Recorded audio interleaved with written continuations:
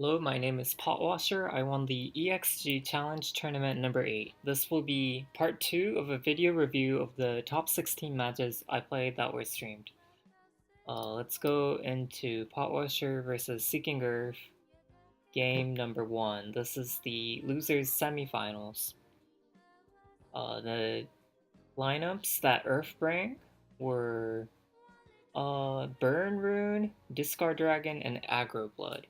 I banned his Discard Dragon because I didn't have that much experience against it. I think everyone else did too.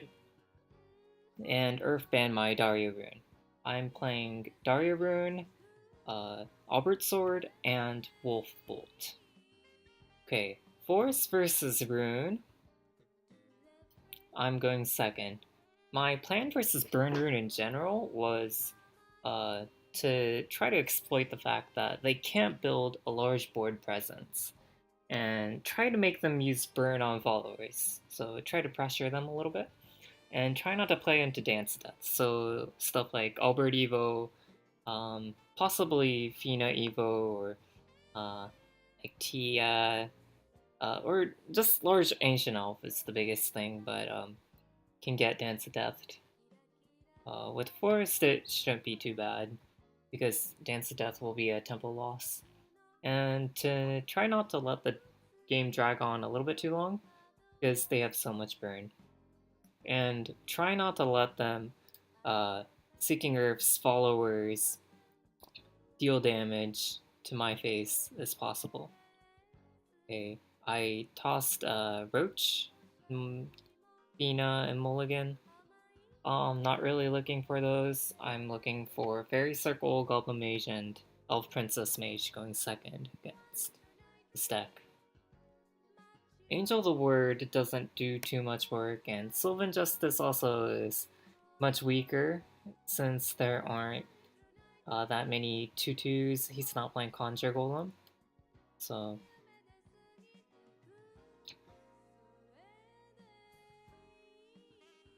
you can see he has the Kaleidoscope and things, but he can't play any of them because not playing out early followers and things. Honestly, it might have been an idea to just not play out any fairies, even if I got a fairy circle with this hand. You can already see EPM, Guidance, and Roach, and then the Silver Bolt. Silver Bolt for me at this time just looked like a dead draw, something really expensive. But EPM and Roach, so I was looking to try to Roach combo, do a large Roach combo somewhere in the future.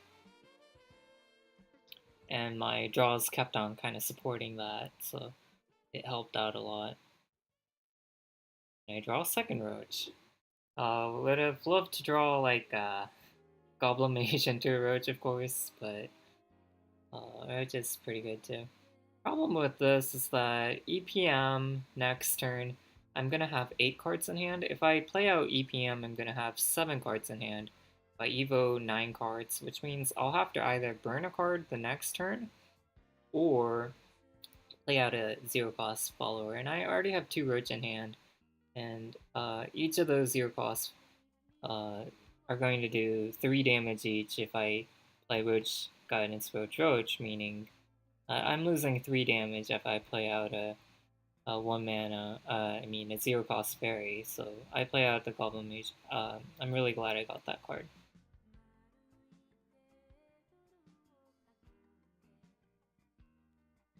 SeekingUrf, both games he drew like a Daria that didn't draw very well. Or second game he drew very like a strong Daria, but it felt like a Daria.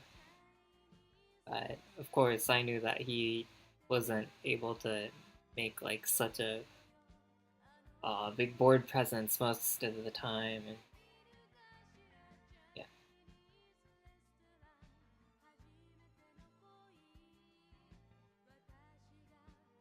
The next turn, I'll have 9 cards in hand, and although I could play something like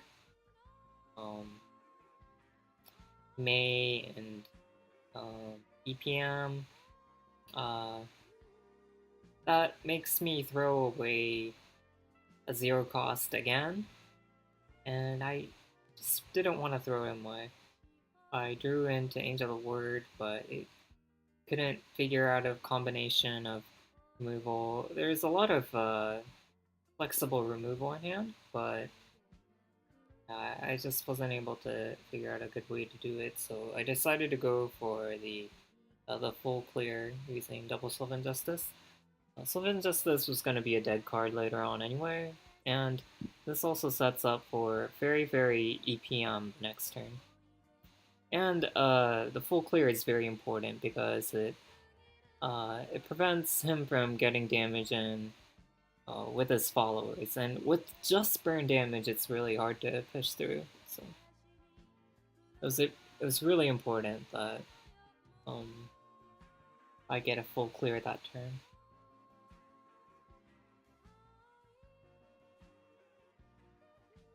And he played Blade Mage pass this turn, which means he has something in hand he wants to evo, which means most likely like a Levi, and he has the second Levi there. Fairy Beast. So the other option was like Fairy Beast pass or something like that, but I wanted to remove the Blade Mage from the board, and I also wanted to save the Fairy Beast to until I had much lower health. I wanted to get a lot of value out of it. And also, at this point I was thinking, turn 7, Fairy Beast, turn 8, Roach Combo, and then turn 9, Silverbolt. That's what I'm thinking about right now. It turns out this turn, SeekingUrf doesn't throw that much burn into my face. So I have to change my game plan a little bit. Had he thrown his Crimson Bolts and Crimson Sorceries and suicided the Levi, things like that, then I would have played the Fairy Beast this turn, and then Roach turns 8, and that would have been 0/0/1. I guess there's no 1. But if he had Kaleidoscoped and things like that, yeah. Here, Earth makes the order mistake. He draws after evolving, draws after playing the Levi. Not punished. Yeah. So here, I can't remove the Levi comfortably. Second Silverbolt doesn't matter too much. I only heal 3 with the Fairy Beast. Yeah, and I can't remove the Levi. So I decided to go for Roach Combo and then turn 8 Fairy Beast into Silverbolt. Here I can do 0/0/3 and then Guidance 5/6, which adds up to 14 damage. And then I will have 1, 2, 3, 4, 5, and then one more card. So 6 cards in hand. Kind of complicated, and if I got in like at least 1 damage with the Fairy or something, then I could play out Fairy Beast and then shoot for 5 damage or something. So, yeah, that's what I tried to set up here.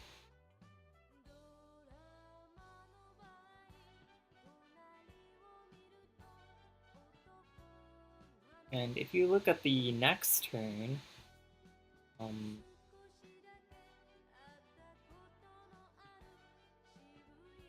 I ended up having getting the Kaleidoscope, which means my hand was set to 6 and then 7, and then I could play Fairy Beast, and next turn I have 6 cards in hand, and I could play the May, and it was very safe. It was like completely safe, but even if he had not Kaleidoscoped, I could have Fairy Beast gone face, and it would have been enough.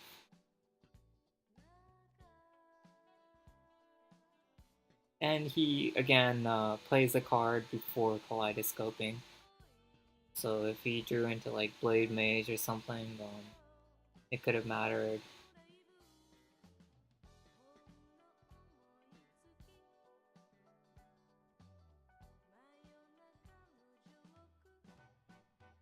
It's 5 damage in hand, so I wasn't in danger at all, yeah.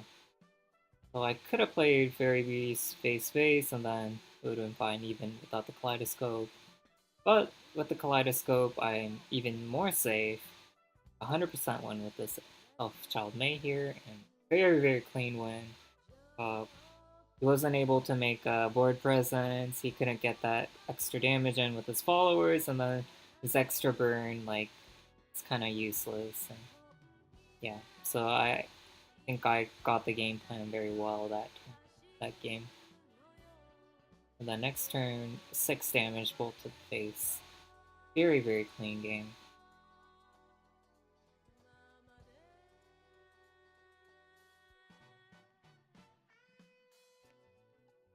Into that, and he's setting up 6, 7, 8 damage next turn. So it would have been very close, but a little too slow. 1 turn, 2 turns too slow.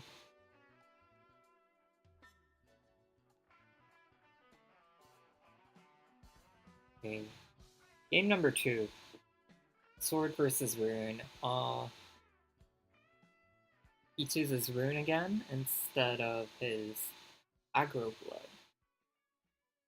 I felt pretty confident going into this matchup.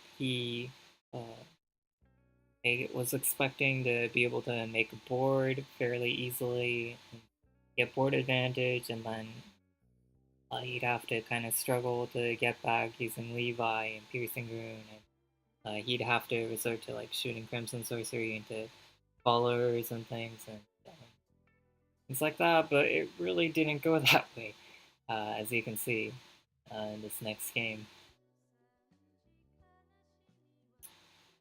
Sword is going first. And for the mulligan, I saw Novice Trooper and I was very happy with this. Because if you look at SeekingUrf's deck, he actually cannot deal with Novice Trooper on turn 3 without a board. And he's not going to build a board unless he drops the Levi, and he's not going to do that going second. Like, he kept Kaleidoscope in hand. Very strong card. Seeing this, what I was thinking about was if he has no way to return the Veteran Lancer on turn 2, then I felt that I had 70-80% chance to win this game. Like, if this was able to put in 2 damage, I felt that I was gonna win the game. Had a very good chance. But he had the Kaleidoscope, the 1 card, and then he has the nuts after this, as you can see, like double Ogler, inside into the 3rd Ogler to boost it with the inside, and then draws into the 3rd insight, and magic missile phase, and oh, this is pretty disgusting. 3/4 stats are worth 4 mana, and he's playing 2 of them on turn 3. Even playing 1 Ogler on turn 3 is pretty rough going second. It's hard to deal with. Like, Ninja Arts can deal with 1, maybe, but just, yeah. And here, there are a couple options here. Novice Trooper Trade might seem like the most logical play, but it's actually a mistake because he evos the Ogler Vase, and I can't deal with it next turn. Angel the Word, Shoot In, and Evo only does 5 damage. And Floral Fencer is completely useless. I'm going to use Angel the Word next turn. 3/2 next turn, most likely. And so I decided to drop the Floral Fencer here. I think it's the correct play. Definitely the correct play. It makes it so that worst case is something like Magic Missile, Trade, and like Ego Phase or something, and then I can still like, and that's completely fine because I can trade in, I can Angel the Word, Suicide in, um, 3-4-3-4, which means this 3-1, and this is a 5-6. I can trade in, I can Suicide the thing in, and I'd have a 2-2 left, something like that. And if he has a Levi, then I can shoot the Levi and trade favorably into a different follower. What I wasn't expecting was this freaking third Ogler here. The third Ogler, man. Third Ogler boosted heavily, and he didn't have the third Ogler. Like after this Crimson Sorcery, chances are he doesn't have anything. Chances are he has a bunch of burn. But he has the third Ogler, and I do get the Angel of the Word off, and it was the correct play, but it's not enough. Uh, he even, you'll see soon, he even top decks the Kaleidoscopic Glow the next turn. And from here, it's impossible.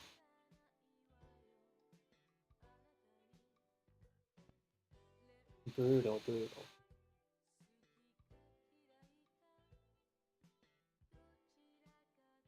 And he sets me at 4 HP, which means he likely has burn to finish me off. I can Alvitas and take out 3-4, but if he has any kind of removal for a 4-2, uh, it's a loss. There's just no way to win, so I just conceded there. If you had a follower, it was a loss. If you had 4 damage from hand, it was a loss. If it's a death, it was a loss.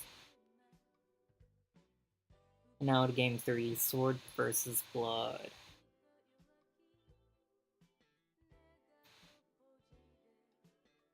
Okay, so SeekingUrf's Bloodless was his only, it was his only kind of standard deck, you might say. He wasn't running any Vampiric Fortresses, and he had 3 Angel of the Word. And he also had Demonic Storm. So those are the kind of cards I needed to think about. Vampiric Fortress. No Vampiric Fortress means that I can safely trade into the 1-2s instead of 1-1s. Like I can prioritize the stuff like that. Let's go back to the mulligan. Let's go back to the mulligan. So I'm going second, and I kept all 3 of these cards in hand. Let's talk about that. Whole Soul Swing is the card you want to look for against Aggro Blood, because it allows you to, take. It's the only card that you can use efficiently against Fight and things like that. I kept Lyriol in hand because it's the best turn 4 Evo, better than Floor Fencer against Aggro Blood. And Unica is a very solid card. You can combine it on turn 4 if he doesn't have a strong turn 2. If he had something else here, then I would have played Unica. And here, Vampy is a little bit too strong. I would have loved to kept this for the bite, but decided to full Sword Swing. And he plays a super tempo play. And next turn is another difficult trade. So he plays Ambling Wraith, and I'm playing Novice Trooper here, 100%. I'm evoing Lyrio here.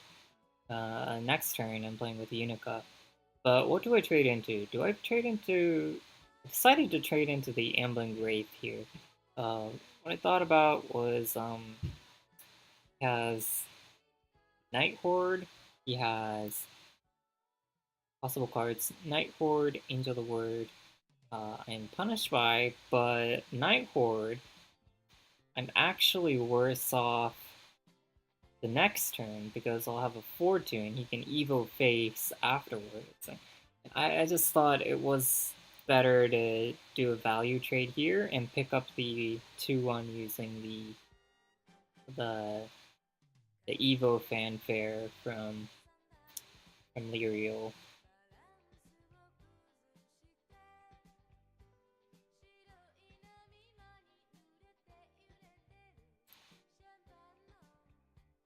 The 1-2 would have been really annoying otherwise.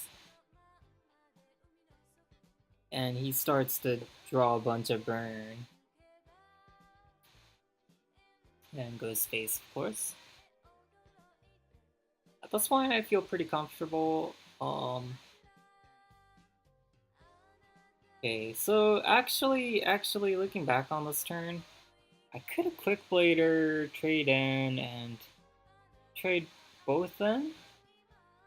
It might have been better. The thing with the Lyriel Unica play is that it's on curve um, and it puts 2 threats on the board. He has to remove both of these, or he wants to remove both of these, and that's why I did it. But looking at it right now, it might have been better to clear the board, the whole board. It's really important to clear the whole board against Aggro Blood, because it means that they can't evolve phase. They don't have the option to unless they have another Storm, which he already played one Storm follower. So it might have been better to Quick Blader, but this creates a much bigger board, and Unica doesn't do anything on the turn that she's played without an Evo, which means you'd like to play the follower out before playing the Storm follower out. So I still think this is stronger. Yeah, but it's very close. It's very close. I think Quick Blader would have been just as good, and in this game specifically, it probably would have been even better. Except I guess he uses the Razory Claw on the Unica. Yeah. So I think it ended up being about the same. Yeah, my decision was to try to create a bigger board. Yeah, Night Horde would have hurt either way. Yeah. Yeah, scary cards, Night Horde. Thinking about Demonic Storm the next turn. And Implancer, of course. But Implancer, I have Tsubaki, and I'm going second, so I can play that on curve. He evos the Antling Wraith, and he plays Moorburn, which means he either has a Storm Follower or Moorburn in hand. He doesn't have like a 2-drop or anything. So I felt really comfortable here. Like Implancer can't deal 6 damage, and even if I didn't draw Veteran Lancer, I would have felt pretty comfortable here. But I do draw the Implancer, and here I don't think it matters. Yeah, I evo the Unica because it's a threat, but this is also a ward, which means if he wanted to get through, he'd have to do both. If he Demonic Storms, Alvida's is lethal. If he Implancers, I can Sabaki it, or have lethal, or something like that. And I just felt very comfortable, but he top decked the extra Storm Follower, so it did end up that the Implancer was important. I mean, the Veteran Lancer. And it wasn't an Implancer.